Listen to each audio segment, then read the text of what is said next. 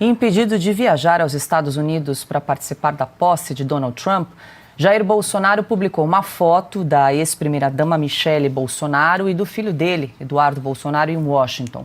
Na publicação, Bolsonaro afirmou que o mundo é ligado aos Estados Unidos e mandou um abraço para Trump.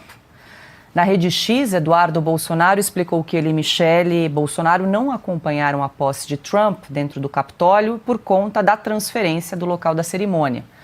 Ainda de acordo com o deputado, se Jair Bolsonaro tivesse viajado aos Estados Unidos, o ex-presidente teria lugar reservado no Capitólio, ao lado do presidente da Argentina, Javier Milei, e da primeira-ministra da Itália, Giorgia Meloni, pois receberia tratamento de chefe de Estado. Piotr também teria um lugar reservado ao lado da Ana também, né? Quem sabe poderia conceder uma entrevista aqui pra gente direto de Washington. A gente está acompanhando imagens que circularam aí durante o final de semana nas redes sociais. Eduardo Bolsonaro segurando o telefone, fez uma videochamada com o pai, Jair Bolsonaro. Eduardo Bolsonaro que estava ao lado de Michele Bolsonaro em um dos bailes, né? Foram 3 na segunda-feira. E a gente acompanha aí algumas imagens, então, que circularam. A gente consegue ver ali o rosto do Eduardo e depois ele entrega ali o celular para Michele Bolsonaro, que estava ao lado. A esquerda adorava quando a Dilma foi empichada e depois veio Michel Temer. A esquerda adorava dizer que, olha, na verdade, o presidente americano passou pelo Brasil e foi falar com o presidente argentino, porque não teria, segundo eles, respeito pela decisão do Congresso brasileiro, que empichou, segundo a Constituição, e elevou o presidente Temer ao mandato de 2 anos e meio, praticamente, para concluir o mandato. Aquelas bobagens da esquerda do fora Temer.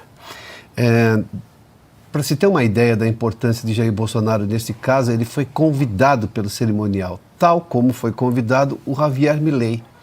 O Lula poderia ter sido convidado, em que pese o fato de, tradicionalmente, embaixadores representam os seus países na posse de um presidente americano, neste houve deferência ao Javier Milei e a Giorgia Meloni. Poderia ter convidado tantos outros, não, convidou estes dois e o presidente Bolsonaro na condição de um ex-presidente, mas teria, sim, tratamento de chefe de Estado, senão não haveria nem razão para o convite. E aí, claro, por uma questão de logística, mudança do espaço. Imagina se isso fosse na frente do Capitólio, como foi, por exemplo, na posse passada. Você teria um espaço muito maior. Ali você tem um espaço menor, reduzido. Mas tantas outras pessoas ligadas a Trump também ficaram no mesmo local em que ficou a primeira-dama brasileira, a ex-primeira-dama brasileira, e também os deputados que foram convidados, entre eles, claro, o deputado Eduardo Bolsonaro. Agora, é claro que a esquerda pega isso nas redes sociais, publica, mas estava lá na cerimônia, estava lá no baile de gala, enfim, essas coisas todas. Ou seja, a pergunta é, por que o presidente Lula não foi convidado se o Javier Milei foi convidado? O tamanho da economia brasileira é muito maior do que a economia argentina. A importância estratégica no continente do Brasil é inegavelmente maior e sempre será. Mas por que o presidente Lula não foi convidado? Em que pese o fato daquela história dos embaixadores? E por que, sim, o ex-presidente Bolsonaro foi convidado? Essa é a resposta que a esquerda não gosta de dar. Tem um blogueiro que é sobrinho da Dilma que puxou a tia, né? São 2 bestas quadradas aí. Ele disse que o pessoal que foi para lá assistiu tudo pela televisão e com dinheiro público. Não sabe nada. Não. Eles estão inconformados aí com a ausência do Lula, que é tão mentiroso que, falando o português que fala, repetia sempre... conversas que nunca houve, que ele teria tido com o Bush, George Bush, e ele dizia assim, eu acordei e liguei para o Bush. O que ele diria além do alô? Se é que o Bush atenderia, gastaria tempo conversando com um cara que não fala inglês, não fala nem português, o Lula, mas não fala inglês, o Bush só fala inglês. Como é que ele ia levar uma bronca? Eu dei uma bronca no Bush. Pois bem, não foi convidado, não pôde entrar nos Estados Unidos por falta de convite.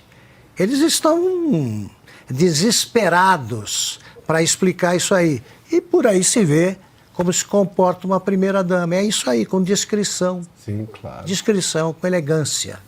Ô, Ana, no começo da cobertura, você disse que tinha, inclusive, convite para acompanhar a posse de Donald Trump de perto, mas houve um remanejamento por conta das condições climáticas. Sim. Poucos dias antes do evento de posse, tudo precisou ser reorganizado. E aí, claro, muita gente ficou de fora porque o espaço ali na rotunda, dentro do Capitólio, era bastante limitado. Nevou, né? Muito.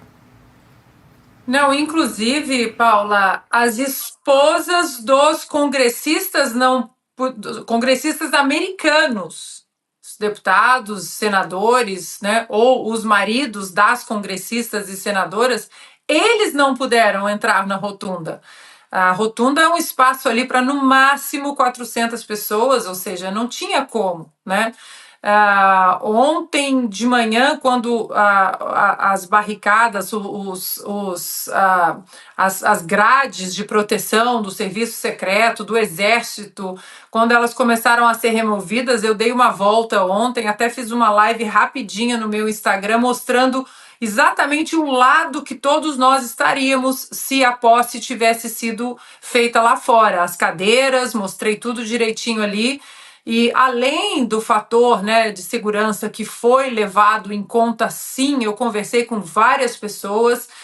Tem um congressista americano que eu conversei com ele ali na passagem, porque a Oeste nos colocou num lugar chave ali do lado da Suprema Corte, porque muita gente não conseguia ter acesso onde nós estávamos. E nós só conseguimos acesso ali porque a nossa localização ali, né, nosso QG estava atrás da Suprema Corte. Então, nós tínhamos como provar que nós estávamos hospedados ali. Então, nós conversamos com muitos congressistas que passavam ali, indo para o Capitólio, e até eles estavam dando voltas e voltas, né, com o staff deles, porque estava tudo muito fechado. Mas, além disso, Paula, estava muito frio. Olha, não era pouco frio, não. Era muito, mas muito frio mesmo. E aí você pensa nas pessoas mais idosas, nas crianças que ficariam horas e horas ali. Porque as horas que nós ficamos ali fora, a gente entrava, tinha um café ali do lado, a gente entrava, voltava, aquecia ali a mão e voltava. Agora, as pessoas, as milhares de pessoas que estariam na posse do presidente Donald Trump, se fosse do lado de fora, seriam 8 horas ali num frio de -15. E o frio até amenizava quando parava de ventar e o sol saía, mas quando o sol se escondia atrás das nuvens e entrava um ventinho, aí realmente era uma sensação muito dolorosa. As mãos doíam, os pés doíam. Então, esse fator também pesou. Para o evento, os outros bailes, né, o Eduardo Bolsonaro foi, a Michelle Bolsonaro também foi, uma equipe de congressistas.